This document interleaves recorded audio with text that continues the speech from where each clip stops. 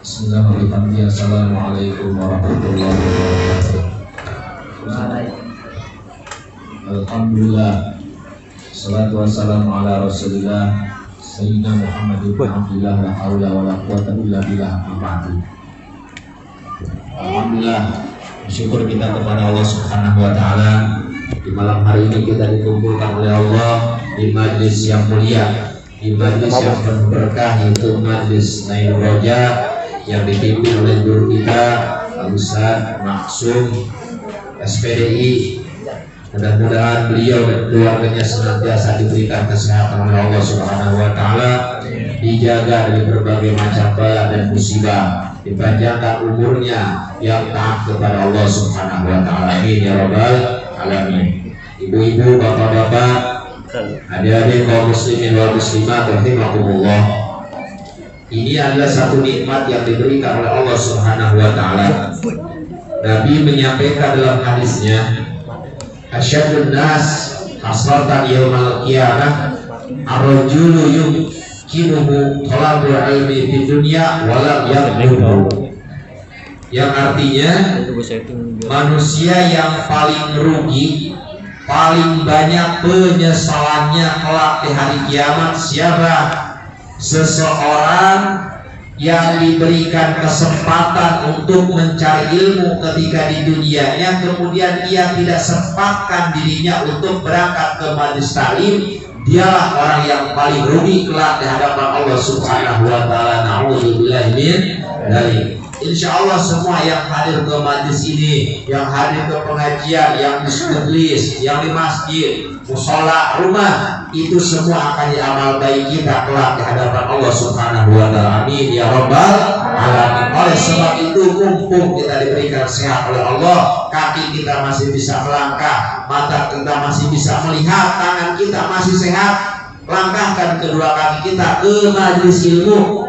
Di sini dipimpin oleh Ustaz Maksum, malam Ahad, malam Kamis, bahkan malam Jumat, itu semua akan dinilai amal ibadah yang banyak kelak di hari kiamat di hadapan Allah Subhanahu wa taala. Amin ya rabbal alamin. Kemudian hadirin ibu-ibu yang dirahmati oleh Allah Subhanahu wa taala, ada beberapa jamaah kita yang sedang diberikan musibah oleh Allah, yang sedang diberikan sakit oleh Allah Subhanahu wa taala. Itu semua adalah takdir dari Allah Subhanahu wa taala. Yang mana ibu-ibu, bapak-bapak yang dirahmati oleh Allah Subhanahu wa taala, dalam kitab Al-Usburiyah hadis yang ke-17 itu di mana kalau tidak salah hadis dalam kitab Al-Usburiyah hadis yang 10 ke atas diceritakan di mana kata Nabi, idza maradul abdul mu'min wal ammatul mu'minah ba'athahullahu arba'a amlakin. Yang artinya, apabila seorang hamba yang beriman kepada Allah Subhanahu wa taala atau seorang budak di zaman itu beriman kepada Allah, siapa saja, dia akan diberikan sakit oleh Allah Subhanahu wa taala, maka sebelum dia sakit Allah bakal kirimkan kepada orang tersebut 4 malaikat. Yang perlu kita catat. Jadi kata Nabi, apabila seseorang akan diberikan sakit oleh Allah Subhanahu wa taala, maka Allah utus kepada orang tersebut berapa malaikat? 4 malaikat. Malaikat yang pertama Allah perintahkan buat apa? Allah perintahkan buat mencabut kekuatan tenaga yang ada di dalam orang sakit tersebut. Maka lihat orang yang sakit, ada tak orang sakit bisa main sepeda besok? Nggak ada. Namanya orang sakit nggak punya tenaga. Kenapa? Karena Allah sudah suruh malaikat untuk mencabut tenaganya. Fayadamu, kemudian dia jadi lemah. Yang biasanya kuat 5 kilo naik sepeda, ya mungkin 1 kilo pun gak kuat dia, karena sedang diberikan sakit oleh Allah Subhanahu wa taala. Kemudian Allah perintahkan malaikat yang kedua untuk datang kepada orang tersebut. Apa yang Allah perintahkan kepada malaikat tersebut? Untuk mencabut nurul wajhi, cahaya yang ada di wajahnya, yang asalnya lagi sehat, seger, cakep, cantik, tampan, ketika diberikan sakit muka jadi pucat. Kenapa? Karena Allah sedang angkat cahaya wajahnya. Kemudian Allah perintahkan kepada malaikat yang ketiga. Yang mana malaikat yang ketiga Allah suruh untuk apa? Untuk mencabut lazat ta'am, nikmat makan, lezatnya makan. Ketika Allah akan sakitkan seseorang tersebut, kemudian sakit, malaikat yang ketiga mencabut nikmat makan yang ada di dalam lidahnya. Maka lihat orang yang sakit, kita berangkat itu nengokin saudaranya orang sakit ke rumah sakit. Itu kita bawa apa? Bawa jeruk sekilo, bawa apel sekilo. Siapa yang makan, Bu? Orang nungguin, kan? Mungkin orang yang sakit. Karena orang sakit mah lezat makan, nikmat makan dicabut oleh Allah Subhanahu wa Ta'ala melalui malaikat yang ketiga. Kemudian malaikat yang keempat Allah suruh untuk apa? Untuk mencabut, mengangkat semua dosa-dosa kepada orang yang sedang sakit tersebut. Maka seandainya orang yang sakit tersebut diangkat oleh Allah, diambil untuk menghadap Allah Subhanahu wa Ta'ala, artinya meninggal, maka apa? Dia mati dari alam dunia ini tidak membawa dosa. Kalau seandainya dia mati, meninggal, kenapa? Karena dosanya sudah diangkat oleh Allah Subhanahu wa Ta'ala. Oleh sebab itu, ketika kita diberikan musibah, diberikan sakit, bersabar kepada Allah Subhanahu wa Ta'ala. Tidak boleh kita marah-marah. Kita jalani pengobatan melalui ikut dokter, kemudian banyak berdoa. Allah yang bakal menyembuhkan segala-galanya. Amin ya rabbal alamin. Terus kata Nabi apa? Kalau seandainya dia orang mau disehatkan lagi, nggak mati, mau sehat lagi, maka Allah utus malaikat yang pertama untuk apa? Untuk mengembalikan tenaga yang diangkat tadi. Maka lihat ketika orang yang bangun dari sakit, yang asalnya jalan, nggak bisa jalan, duduk di kursi, pagi-pagi jemur badan, mulai belajar, jalan, tenaga mulai kembali lagi. Allah balikin lagi tuh tenaganya. Kemudian Allah suruh lagi malaikat yang kedua yang mencabut nikmat makan di lidahnya, mulai balikin lagi. Yang asalnya makannya serba pahit, makan cuma bubur, akhirnya nasi padang lagi makannya. Mulai nikmat lagi muncul tuh. Yang asalnya lagi di rumah sakit nih, kata dokter begini, Bu, Ibu kalau sudah sehat jangan makan sambal lagi ya, entar sakit. Oh iya dokter. Ketika udah sehat itu nyantol kerujakan yang banyak. Terkadang begitu. Kita lupa akan perintah-perintah yang dokter perintahkan buat menjaga kesehatan. Karena lidah kita udah mulai nikmat lagi, enggak kayak lagi sakit. Kemudian malaikat yang keberapa tadi? Malaikat yang mencabut nurul wajhi, cahaya wajah. Allah perintahkan untuk mengembalikan lagi cahaya wajahnya. Yang lagi sakit asalnya pucat, lemas, mulai kelihatan lagi cahaya wajahnya. Ini malaikat yang ketiga yang diperintahkan oleh Allah untuk mengembalikan lagi cahayanya. Namun ketika malaikat yang keempat yang ngambil apa tadi? Ngambil dosa. Dia kagak dipanggil-panggil sama Allah, nggak disuruh sama Allah untuk kembalikan lagi itu dosa kepada orang yang sedang sakit, yang mau disehatkan kembali oleh Allah. Akhirnya malaikat yang keempat protes kepada Allah. Ya Allah, saya termasuk malaikat yang Engkau suruh untuk datang kepada hamba-Mu yang sedang sakit. Malaikat yang pertama Engkau suruh untuk mencabut tenaga, kemudian Engkau suruh balikin lagi. Malaikat yang kedua Engkau suruh untuk mencabut nikmat makan, Engkau suruh untuk dibalikin lagi. Malaikat yang ketiga Engkau suruh untuk mencabut cahaya wajah hamba-Mu, kemudian Engkau suruh untuk balikin lagi.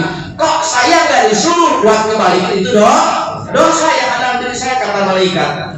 Apa kata Allah? Wahai malaikatku, seandainya aku balikin lagi itu dosa kepada hamba-Ku yang sedang sakit, mana sifat arhamur rahiminku? Berarti hilang sifat maha pengasih dan penyayangku. Allah tak balikin lagi itu dosa. Seandainya dia bangun dari sakitnya sehat kembali, bersih, itu gak punya dosa. Alhamdulillah. Akhirnya malaikat ini bingung bawa dosa. Kata malaikat, ya Allah, terus saya harus kemanakan dosa? Saya harus buang kemana? Dalam sebahagian kisah, apa kata Allah? Buang saja dosa hamba itu ke laut, dan disitulah Allah ciptakan timsahan. Timsahan itu seekor buaya berbangsa manusia. Dalam sebagian riwayat, seekor buaya yang penerkam manusia itu diciptakan dari dosa hamba-hamba yang diberikan sakit kemudian disehatkan kembali oleh Allah Subhanahu wa Ta'ala. Itulah oleh sebab itu hadirin, ketika kita mendapatkan ujian, musibah, sakit, bersabar kepada Allah Subhanahu wa Ta'ala, karena semua itu akan jadi nilai ibadah di hadapan Allah Subhanahu wa Ta'ala. Nabi yang menyampaikan hamiyu kafaratus sana, hamiyomin walailatin kafaratus sana. Artinya demam doang nih, meriang. Kita kan meriang, kalau meriang kita dikeringin, diurutin meriang, minum obat. Meriang aja dari meriang, kita sabar. Berobat dari sebagainya, kita marah-marah. Itu penghapus dosa 1 tahun, Bu. Ya. Cuma jangan baru meriang dikit, kagak sholat subuh, sholat, kata dingin kena air, ini nggak jadi itu dapat menghapus dosanya. Melainkan dia sabar, ketika dikasih penyakitnya dia sabar, terus dia berobat ikhtiar, sembari berdoa minta kesembuhan kepada Allah Subhanahu wa Ta'ala. Oleh sebab itu ketika kita mendapatkan musibah, penyakit, kita bersabar kepada Allah Subhanahu wa Ta'ala dan terus berdoa, ikhtiar berobat. Kalau doa doang nggak cukup, ikhtiar doang nggak cukup, harus dua-duanya. Hadirin kaum muslimin wal muslimat rahimahumullah, oleh sebab itu kita doakan saudara-saudara kita, teman-teman kita, kerabat kita, tetangga kita yang sedang sakit, diangkat penyakitnya oleh Allah Subhanahu wa Ta'ala, diberikan kesehatan afiat di dunia wal akhirah. Kemudian tadi kita mengkhatamkan Al-Quran, diniatkan satu kiriman doa buat Bapak Samun yang sudah meninggalkan kita terlebih dahulu, yang dimana istri beliau solehah sehingga datang ke majelis ilmu. Setiap yang dilakukan oleh istri, mantan istri jatuhnya, ya istrinya yang ditinggal meninggal, kemudian anaknya yang masih belajar, itu semua pahalanya bakal ngalir kepada orang sudah meninggal tersebut. Karena kata Nabi sudah sering dijelaskan, pahala yang tidak akan pernah putus walaupun dia sudah tidak ada. Di antaranya kemarin kita bahas itu ilmu yang bermanfaat, kemudian anak yang soleh. Yang pertama sedekah jariyah, ilmu yang bermanfaat. Kita dapatkan ilmu dari guru kita, kita amalkan buat diri kita, buat orang lain, maka ilmu ini akan terus mengalir walaupun kita sudah mati. Kemudian anak yang soleh ataupun solehah, ketika kita meninggalkan anak kita mati, kita meninggalkan anak laki-laki atau anak perempuan, kita didik ketika kita masih hidup, maka hasil didikan kita, anak kita beribadah akan ngalir pahalanya buat orang tuanya. Mudah-mudahan kita semua diangkat derajatnya oleh Allah, diampuni dosa-dosa kita, diberikan keturunan yang soleh dan solehah. Khususnya kirim doa Fatihah kita kepada Bapak Samun sekali lagi, kepada jamaah semuanya mohon ikhlasnya. Kirim suratul Fatihah kepada beliau sudah 7 hari ya, ke 7 harinya ini ke 15 hari ya, 2 minggu, 14 minggu kemarin 7 hari ya, 15 hari. Mudah-mudahan beliau diterima iman Islamnya oleh Allah Subhanahu wa Ta'ala, diampuni segala dosa-dosanya, dijadikan kuburnya taman dari taman-taman surga, dan dijauhkan dari lubang api neraka. Amin ya Allah ya Rabbal alamin. Ala hadiniyah wa ala kulli salihah wa ila hadratin nabil Mustafa Muhammadin sallallahu alaihi wasallam. Al-Fatihah.